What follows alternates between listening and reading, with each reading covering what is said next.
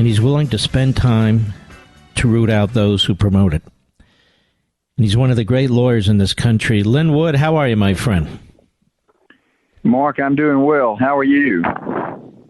Well, you know, we've all been better here watching this tyranny spread. Lin Wood, you brought a lawsuit in Georgia, and rather than have the media, filled frankly with a bunch of numbskulls, just put it down, I would like you to explain what you're doing in Georgia, because I think it's crucially important. Thank you, Mark. I filed a lawsuit on my behalf as a elector, which means I voted in Georgia in person. My lawsuit is based on a consent agreement reached in March of 2020 by the Secretary of State with the Democratic Party in a lawsuit represented by Perkins Coie, also known as the Hillary Clinton firm, where they changed by consent agreement the rules relating to absentee ballots for the November general election. You can't do that. Any change in the rules with respect to a federal election and a state election has to be made as a matter of law by the legislature in Georgia. The legislature didn't do it. The election in Georgia on November the 3rd was unlawful. It also violated equal protection because there were less stringent confirmation rules for paper ballots versus the individuals like me who voted in person. It also violated due process. So we filed the lawsuit last week. We amended it yesterday to add the due process claim because the due process claim goes to the sham recount that's underway in Georgia right now. Later this evening, I'm going to be filing a motion for a temporary restraining order asking for an emergency hearing to stop this recount, not to certify the vote, because they are doing nothing more, Mark, than recounting the illegal votes. They're not doing one thing to determine valid versus invalid. The Secretary of State goes on TV and says that he is. The Secretary of State of Georgia is a liar. I don't make those types of accusations lightly. But I will tell you that our Secretary of State and our Governor, Brian Kemp, are dirty. They're corrupted by Chinese money. I know it based on evidence I've seen. Georgia's got a clean house. We've got to change our government, but first we've got to have a special session of the Georgia legislature called so that they can elect the electors to vote for Donald Trump, who, by the way, won a landslide victory in Georgia, as he did across the nation. Then they're going to have a new election on all the down ballots in January because the whole process was infected by the illegal absentee ballot procedure, and it was also infected with I'll call it a computer virus. The computer voting system in Georgia, Dominion, contained software that was manipulated where they control the voting, which in a network of corporations around the globe. This election was a fraud. Donald Trump won, I believe, clearly a 70% plus landslide election in the nation. He probably won over 400 electoral votes. So we're uncovering step by step the layers on the onion, and we're going to get to the truth. And the truth is Donald Trump has been reelected by this country to serve as president for 4 more years. The truth will come out. You know, Lin Wood, there was a time when PBS, back in October 26, not that long ago, a few weeks ago, the New York Times, NBC, they all did stories on this Dominion voter system, how it could be easily hacked. They did a story in September, how they slapped on some kind of change to it quickly. A lot of it was focused in Georgia.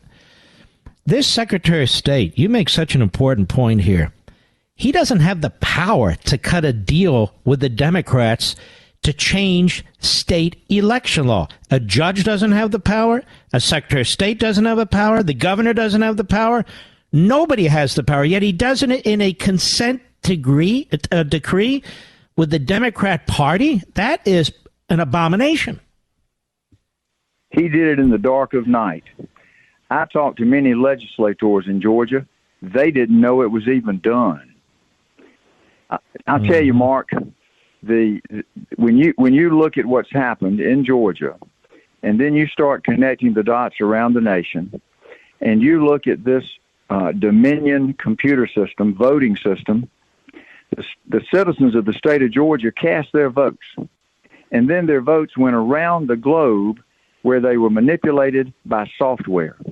This was not the first time that it was done. They did it, I've heard clearly, in 2012. Biden and Obama did it in Florida. Hillary Clinton used it in 2016, but her algorithm came up short. Donald Trump won by so many votes.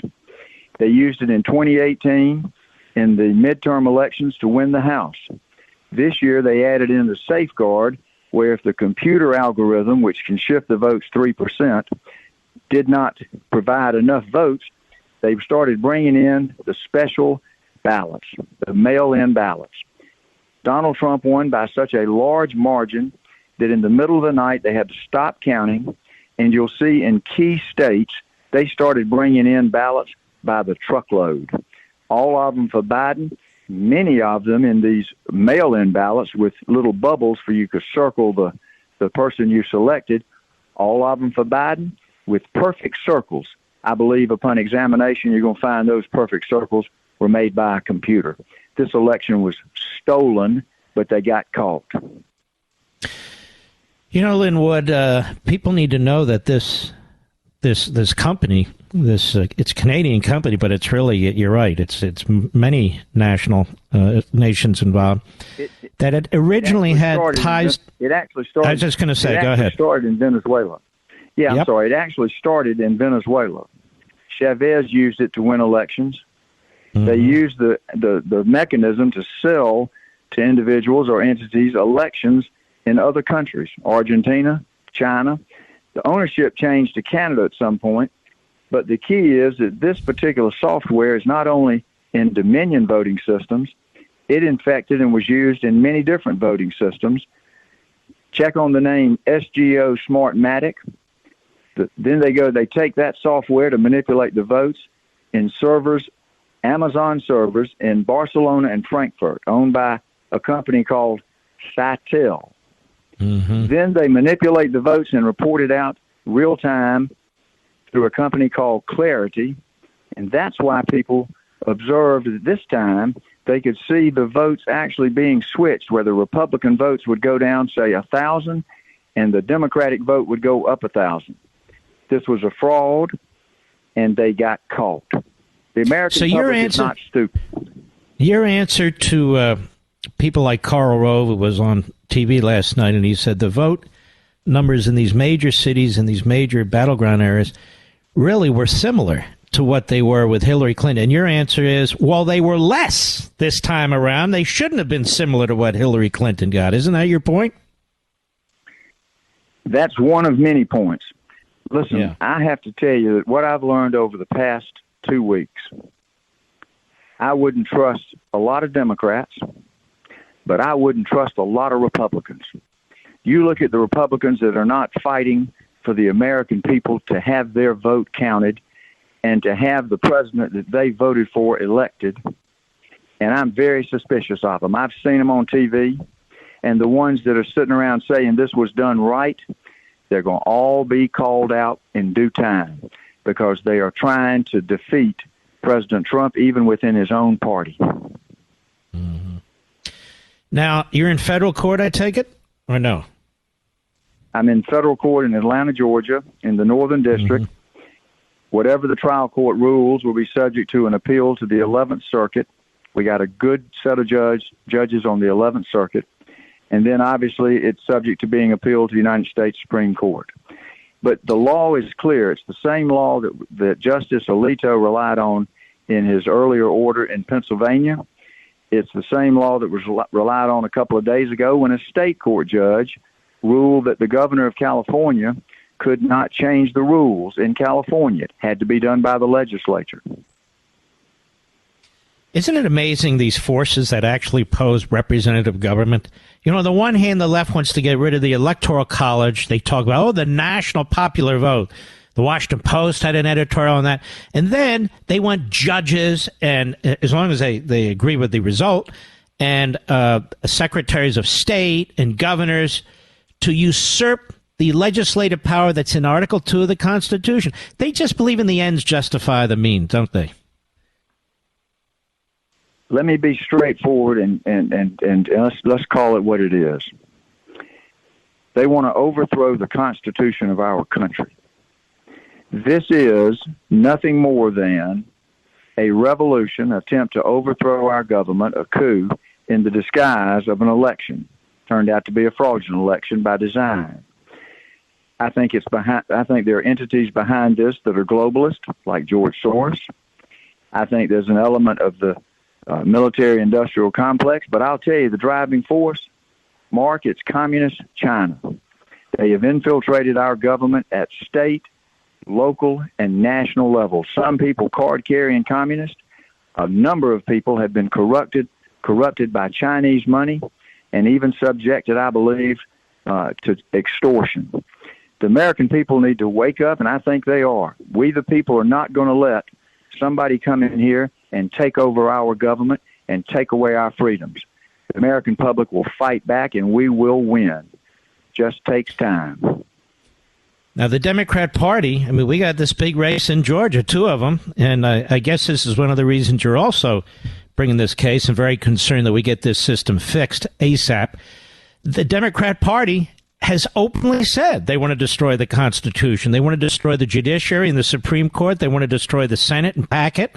They want to destroy the filibuster rule. They even want to destroy the Electoral College. So many Republicans in rural areas or less populated states lose the franchise effectively. They're not represented. The Washington Post, again, as I say, 2 days ago, was pushing this. These people really aren't kidding. So when people hear you, Lin Wood, talking about what you feel is taking place here, they really need to pay attention. Anyway, they need to pay attention because I'm right. Mm-hmm. We have in this country right now a large group of people who have tried to influence the masses. The propaganda tool has been the mainstream media and the social media. I call them the socialistic media. I'm not a conspiracy theorist. I'm not even that partisan. I've voted for Democrats for president and Republicans for president. But you're right about what you said about me in the beginning of your show, Mark. I do not like injustice. I love truth.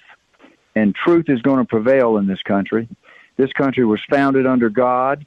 It was meant to be free. Our Constitution was based on the laws of God in the Bible. And it's not a matter of trying to preach to people. It's a matter of trying to tell people to wake up, realize what this country was founded for and the principles that we stand for, and be principled people, not preferential people who go with whatever you prefer. Go with principles. The fundamental principle that I apply in my practice of law is I apply the principle of truth. The good, the bad, and the ugly. But the truth, the whole truth, and nothing but the truth. America is going to learn the truth soon that Donald Trump won an overwhelming landslide, probably historic victory. That's what everybody in the country felt. That's what the voters have felt. That's why you got 96-mile caravans in Arizona. That's why you've had millions go to rallies.